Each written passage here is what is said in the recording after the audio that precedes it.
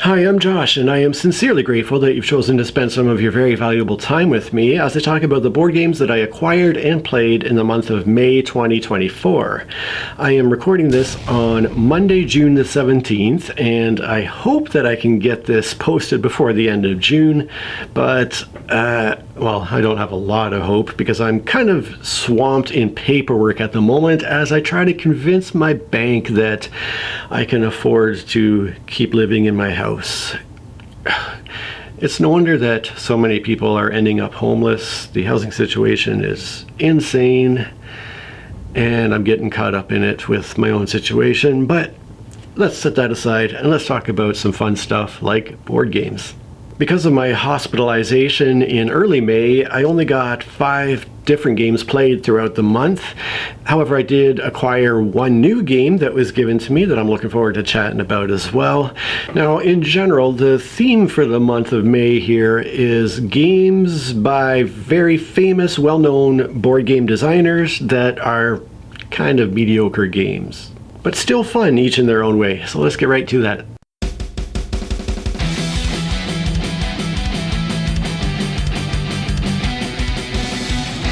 The one game that I acquired in May was a gift that was given to me by one of my brothers who traveled to the Netherlands with his family to see the sights and to visit some locations that have significance to my own family's history because my dad was born in Amsterdam.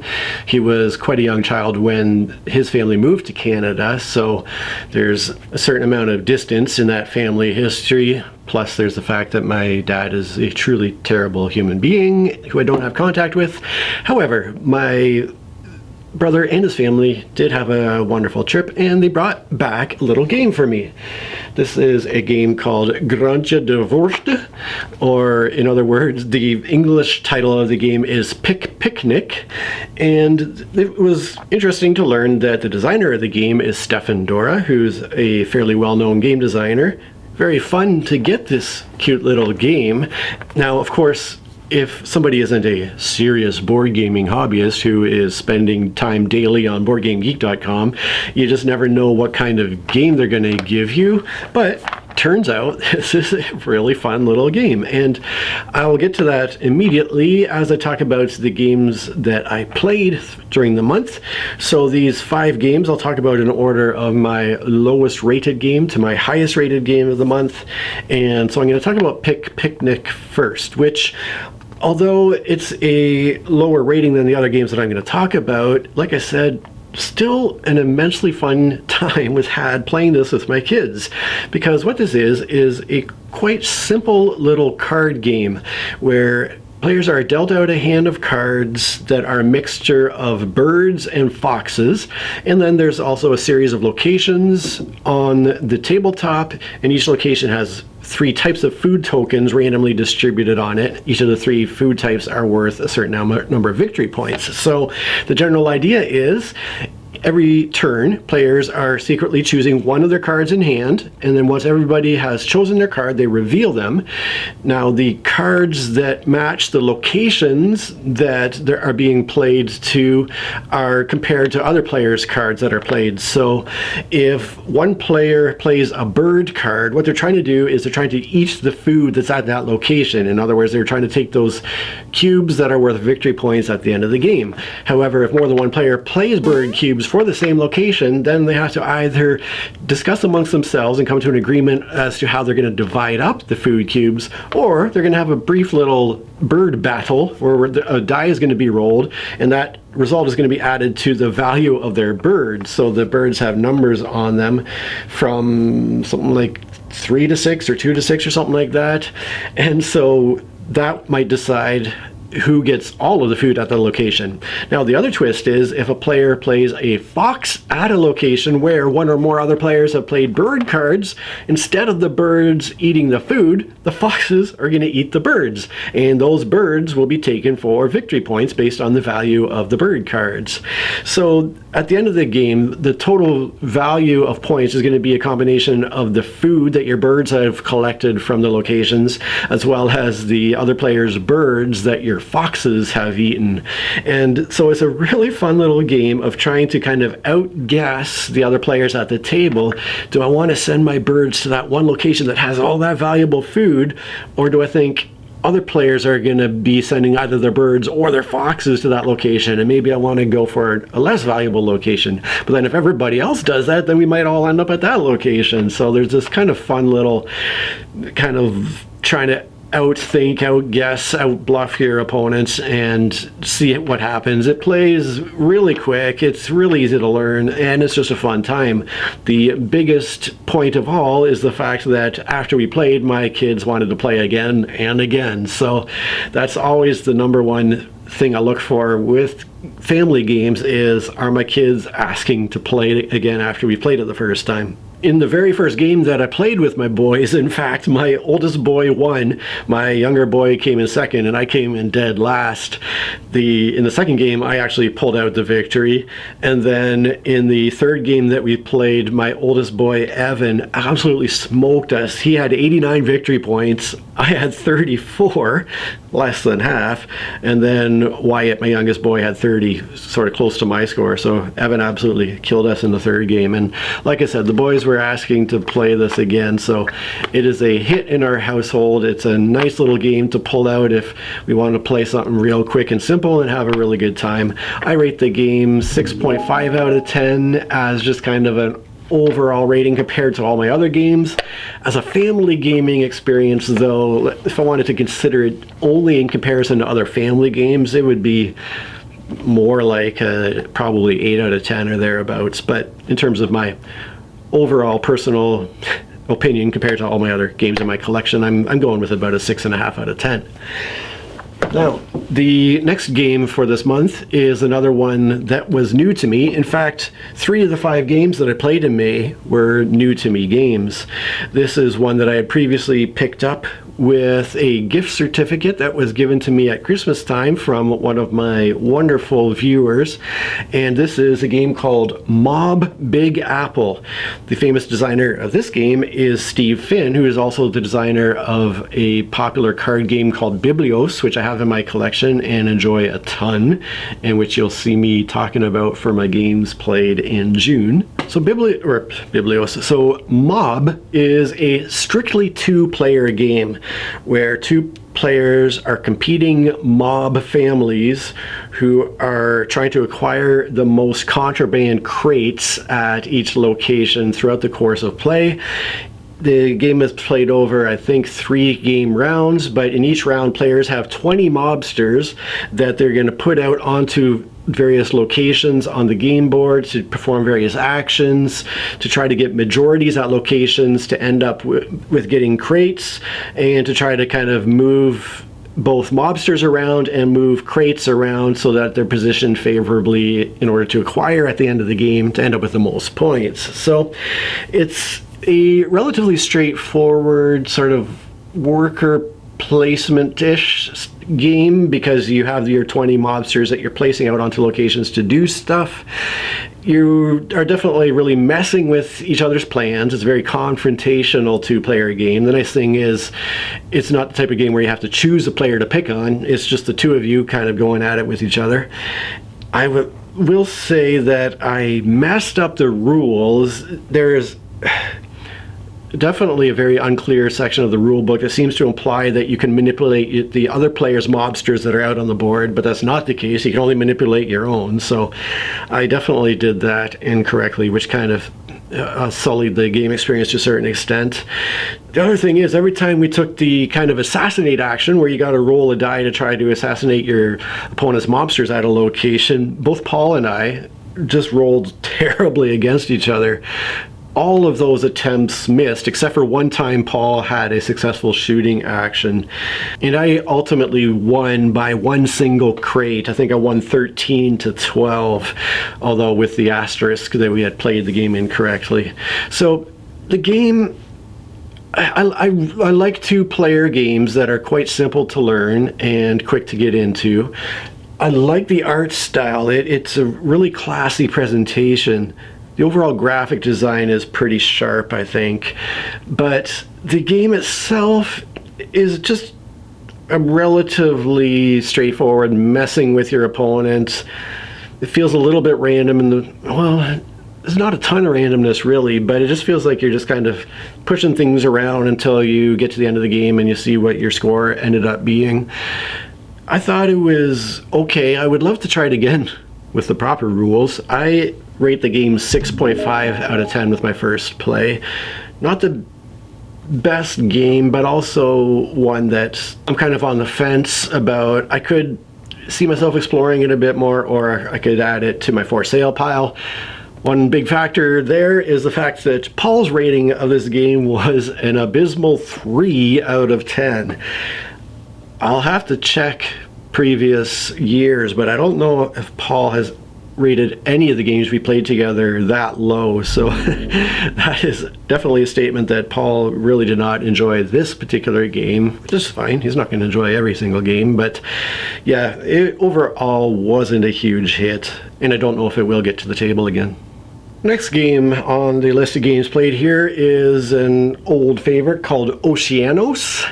This is one that I didn't know if it would work as a two-player game. It was a situation where Paul and I were sort of looking at the games on my shelf here, deciding what to play, and he pulled out Oceanos, and I was like, yeah, you know, this is a fun game, but I don't know if it's fun for two players, because it's a game where players each have their own little kind of steampunk submarine that is allowing them to go exploring in the ocean, and it's primarily a card-based game where players are initially kind of drawing and drafting cards. They're playing them out into the ocean, first in the shallow level, then in the deeper level, then in the deepest level.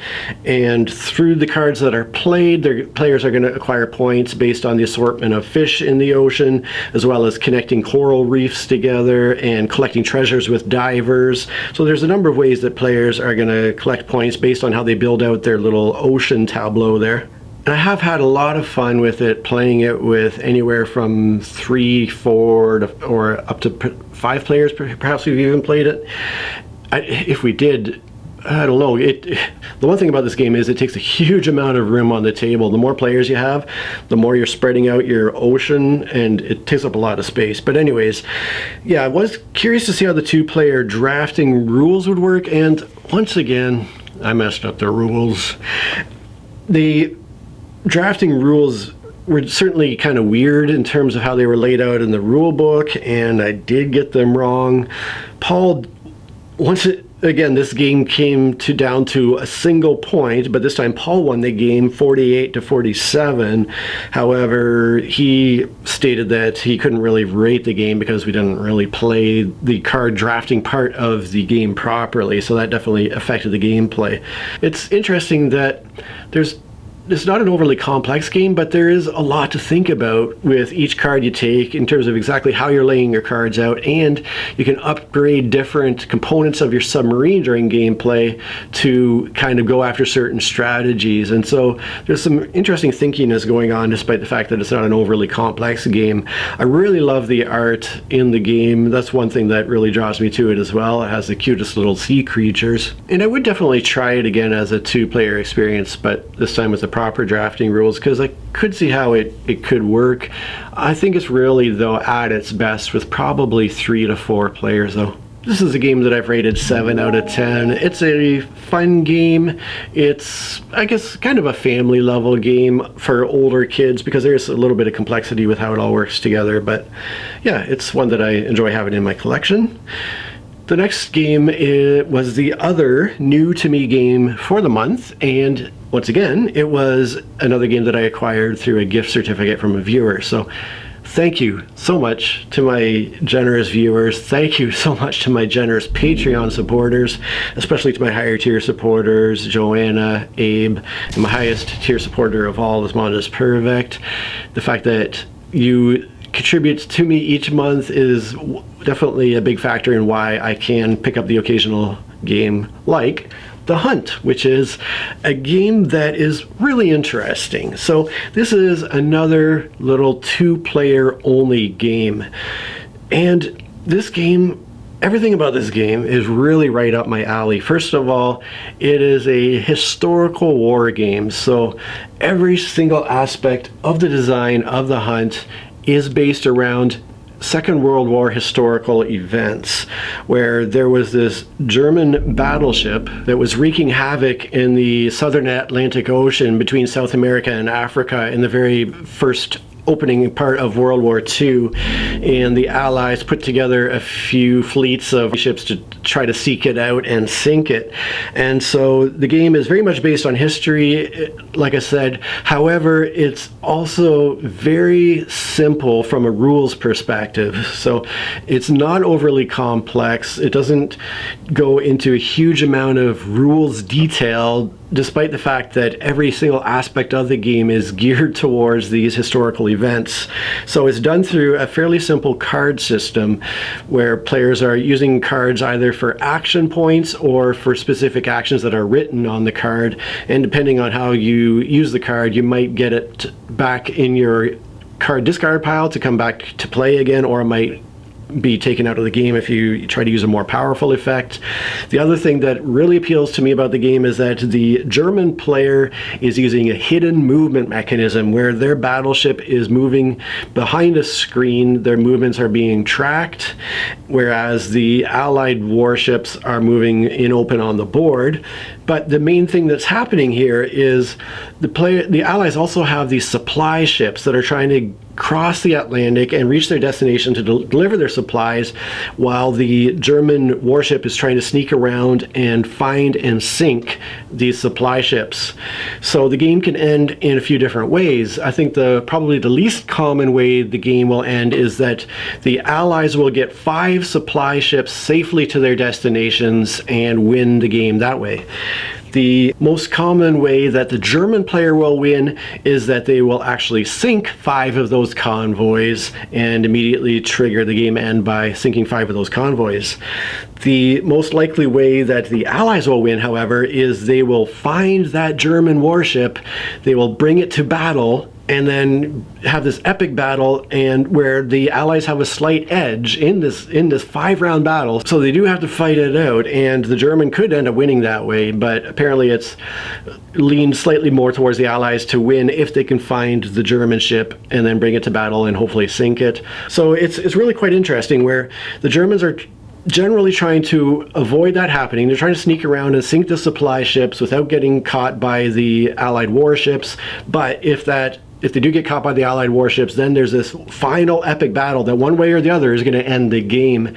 And it's played out over 5 or 6 rounds, actually, where players are taking turns simultaneously choosing cards to play against each other and either damaging the German or the Allied warships and seeing who comes out victorious at the end. So like I said, everything about the design, again, famous game designers, Matthias Kramer and Engin Kunter, although I don't know Engin Kunter so much as I know Matthias Kramer or Kramer.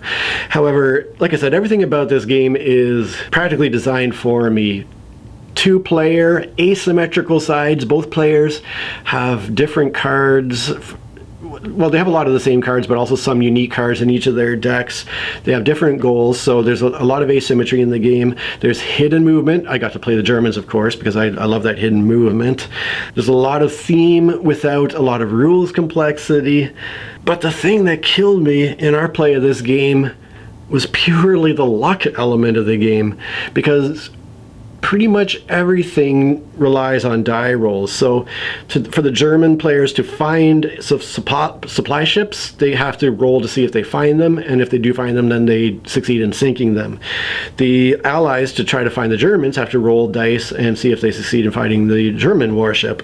My problem is, in the very first hunt that I did, in terms of getting to some Allied supply ships and trying to find them, I set myself up for my best chance of getting it. I played cards and did specific things so that from a die roll, anything but a 1 would allow me to succeed in locating and sinking these boats. This was my first hunt of the game. Roll the die, roll a 1. Those boats got away that time. And that was the story for the rest of this game. I'm not somebody who believes that some people are unlucky with dice, or dice hate me, or any of this nonsense. That's not how probabilities work. And it's not how random number generation works. However, in this particular game, I've actually failed every single hunt roll that I made through the entire game, so that I didn't sink a single freight convoy. And what it meant was that for each one that I failed to catch that got through safely to its destination, I had to become increasingly daring with how I was going after the remaining ships, making me more exposed and vulnerable to the British searches, which ultimately resulted in me being discovered by the Allies, by Paul. And even when we got to the last battle, I lost the final battle 5 hits to 0, so I got completely annihilated in that final battle. So yeah, there are a couple of strong luck elements to the game. There's the card draws, because everything you're doing in the game is about drawing and playing cards. And then there's these die rolls for the hunts and that sort of thing. And the luck just took me out of the game. It's frustrating to be taken out by something you have no control over. Like I said, you can control it to a certain extent by how you play your cards and the way you play. You can give yourself certain advantages, but no matter how much I gave myself those advantages, I still failed on everything. Because of that, a game that should be like a 8 or 9 out of 10, I felt more comfortable giving a 7 out of 10, at least just based on my first play of the game, just having played one side, just the Germans. Like I said, it's different to play the other side. Paul gave it a 6 out of 10, so quite a mediocre rating from him on the game. And so I ended up with mixed feelings about the design. Like I said, the way the history is integrated into the game is so interesting. Every single card in the game, I think, every single card of the game has a little historical paragraph in the game's rule book, so you can read about the actual historical element that inspired every card in the game, which was really cool. It actually got me to look up the actual historical events as well. I went on Wikipedia, did some reading about what this game was based on, which was really interesting as well. I learned some things that I hadn't known before. So from a historian perspective, it was pretty cool. I just don't know if luck plays too big a role when it's all said and done, though, which is why my initial rating is going to be a 7 out of 10. I would love to play this some more, but I can't see it being a high priority for Paul or I to get back to with all the other great games I have. So I don't know if at some point one of my kids will want to try it with me or not. It's a game that I'm going to keep in the meantime, and hopefully I can get back to it at some point down the road. And then the last game I have to talk about is going to be a real quick one, because once again it is chess. This time it is the last game I talk about, because it is the highest rated game I'm talking about this month at only 7.5 out of 10. It's not the greatest month in terms of game ratings. This time I was in the hospital and thought I'd pull up a game against the AI, and I got off to a great start in this game against the computer and was well ahead, made some blunders, ended up getting beaten. So lying there in my hospital bed getting beaten down by artificial intelligence in a game of chess. Boo. But that was my month of May in gaming. Please do get into the comments and let me know what you have been playing. Are there any games that you've been particularly enjoying? Are there any games that are upcoming that you're really excited to get to? You know I love to hear all about that, so please do let me know, and thank you so much for watching. Cheers. Oh, God. AC on. There we go. Hi-ya!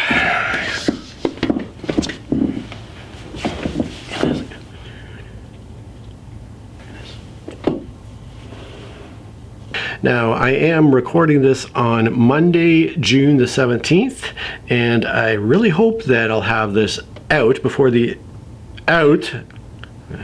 can't control the volume of my voice.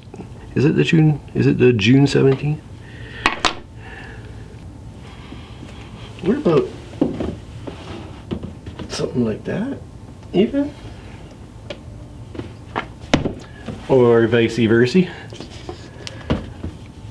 I don't know, man. I don't know, man. What do I know? So the one game that moving on. This is a